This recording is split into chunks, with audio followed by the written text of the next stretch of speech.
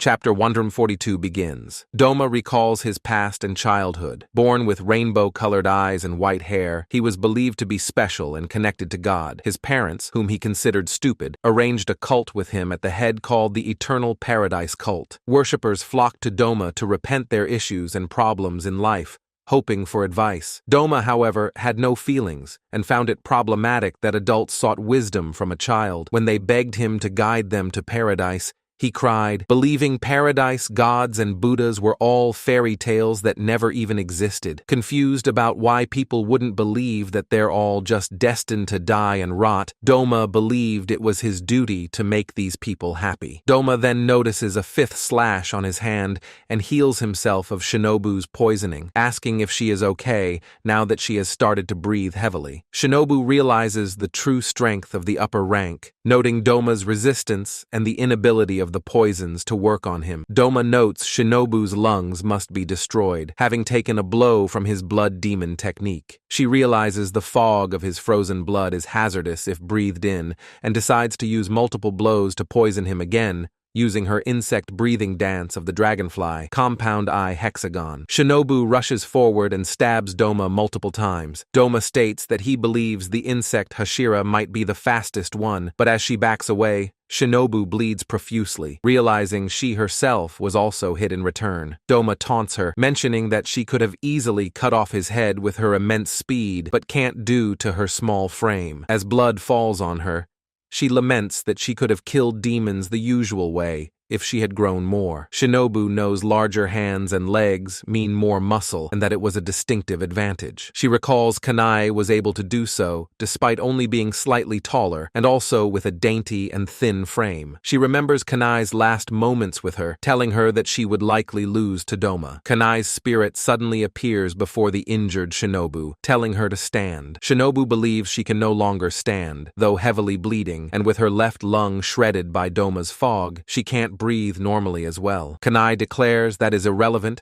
and states that she will win with the right resolve to kill him no matter the sacrifice, noting that she promised her and Kanai, remembering their younger sister. Shinobu crouches down while Doma approaches her, noting the slash he gave her was only half-hearted, but it must be painful for her. Kanai urges her younger sister to keep trying, causing her to stand, which shocks the upper moon. As she stares at Doma, Shinobu starts to cough up blood, prompting Doma to laugh that the blood in her lungs is causing her to do so. Resolving to end her pain, he tells her to give up, saying she is already beyond saving. Shinobu takes a stance and, using her insect breathing dance of the centipede, 100-legged zigzag, speeds towards the upper-ranked demon. Doma becomes shocked at this feat, noting the destroyed bridge from the impact of her feat's force. Doma tries to slash back, but is just too slow, only managing to hurt her cape. Shinobu crouches down and launches into the air, driving her sword through Doma's neck and forcing his body into the ceiling with one final thrust. Chapter 142 ends. Chapter 143 begins. Shinobu remembers her childhood, believing that happiness was an endless road throughout life. This belief was shattered when a demon entered her home and killed both of her parents, leaving her and Kanai orphaned. They were saved by Gyomai, who quickly defeated the killer. Shinobu realized that her happiness was forever destroyed, and she resolved to defeat demons and prevent other people from suffering the same fate as her. Shinobu and Kanai promised each other to both become demon slayers to do so. The two believed that despite their weak strength, stopping one demon could save tens of people, and stopping an upper rank could save hundreds. Recalling the time when Tanjiro asked if she was angry, she states that she has been angry for a long time, remembering her parents' deaths, her sisters, and those of all of her successors. She remembers Aoi, Sumi, Kyo, and Naho, and how their families were also killed. Most of all, she's incensed by her poison's inability to hurt Doma. Her sword slips from Doma's neck, causing her to fall. Doma, however, uses his ice to catch her and pull Shinobu into a hug. The demon tearfully congratulates her for making it thus far, while mocking her for being weak and less talented than Kanai. Doma acknowledges her foolishness at trying to kill him despite all odds lives and calls it the thing that makes humans so fleeting. Deciding she is finally worthy of being eaten, Doma asks her for her final words, to which Shinobu responds by telling him to go to hell. Kanao opens up the door of the cult room and looks up to see Doma clutching Shinobu near the roof. As she watches, Doma breaks Shinobu's body in his arms, killing her and causing her sword to fall from her hand. Kanao desperately leaps upwards to use flower-breathing fourth form, Crimson Hanagoromo, but misses when Doma escapes and lands onto the floor. The demon advises her not to attack him in the middle of absorbing someone, causing Kanao to seethe with rage. Doma fails to taunt her,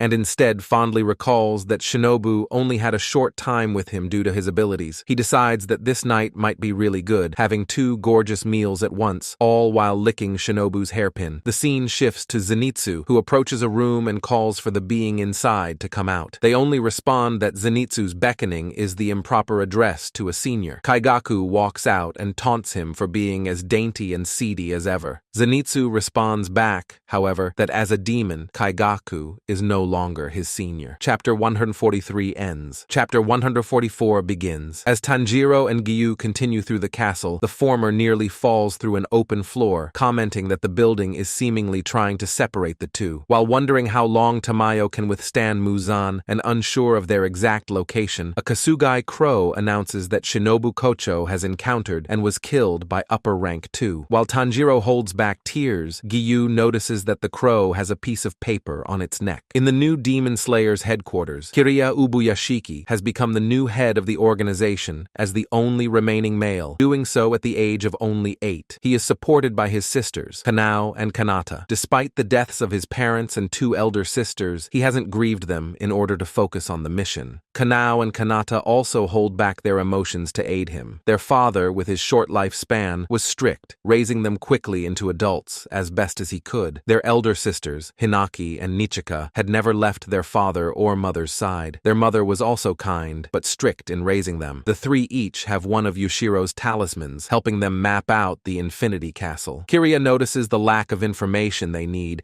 and suggests telling the crows to spread as many eyes as they can. Kanao decides Muzan hasn't left his place and instructs Kiriya to guide them north to face him. Zenitsu and Kaigaku face off, with Kaigaku mocking Zenitsu as puny and weak, scoffing at his status as a slayer since he is only able to do one form. Zenitsu retaliates by mentioning how happy his former superior seems as the bottom upper rank, leaving Kaigaku stunned at his barbed comment. Zenitsu questions him on how he could have turned into a demon, but when Kaigaku tries to answer, Zenitsu cuts him off, continuing, "Why would someone who aspired to acquire thunder breathing become a demon?" Zenitsu angrily yells that Jigoro had committed seppuku upon hearing what Kaigaku had done. Zenitsu gets angrier, telling him that someone was actually meant to assist him in that act, but instead he died an agonizing death all alone because a user of thunder breathing became a demon. Kaigaku scoffs at the news and asks if he's meant to be sad or repent, unapologetically refusing to care. He declares he will always stick to those who value him. He states he is glad Jigoro died a painful death, angered that all his efforts to please him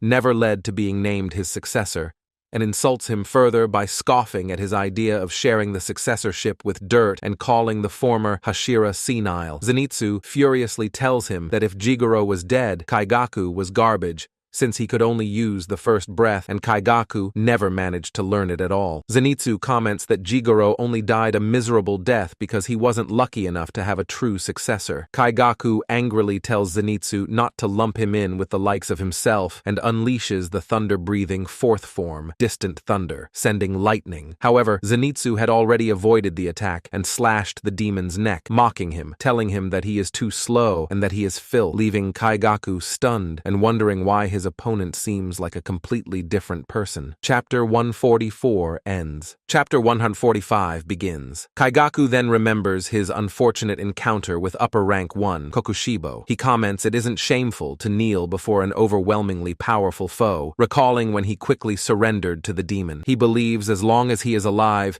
he can always do something, even if he has to scrape his head on the ground, drink dirty water, or steal to survive. In a flashback, we see Kokushibo Kokushibo, offering a portion of Muzan's blood to Kaigaku, promising that if he wants to become more powerful and if Muzan accepts him, he can take a place among the upper ranks. Kokushibo advises him that it takes time to become a powerful demon, just as it takes time to become a strong swordsman. He gives Kaigaku a large amount of blood, and since Kaigaku is also a breath user, tells him to be thankful for the blood. He threatens to behead him should he spill a drop. At that time, Kaigaku's whole body was terrified before his transformation, but now, facing Zenitsu, Kaigaku's fear is non-existent. He is assured that no matter how powerful Zenitsu is, he cannot beat an upper rank, declaring that everybody has to die eventually and saying Jigoro and Zenitsu are no exceptions. Kaigaku uses thunder-breathing second form, Rice Spirit, to kill him. Zenitsu takes notice of his 5 simultaneous attacks, deducing Kaigaku must have eaten numerous people already. He asks the demon if he knows right from wrong, but Kaigaku responds that those who accept him are right and those who don't are wrong. As he uses thunder-breathing third form, Thunder Swarm, he then uses thunder-breathing fifth form, Heat Lightning, hitting Zenitsu and burning him. Kaigaku asks his former swordsman how he likes his newfound demon-enhanced forms. Kaigaku attacks again with numerous slashes. As Zenitsu falls after being hit, he remembers his days training alongside Kaigaku. Ironically,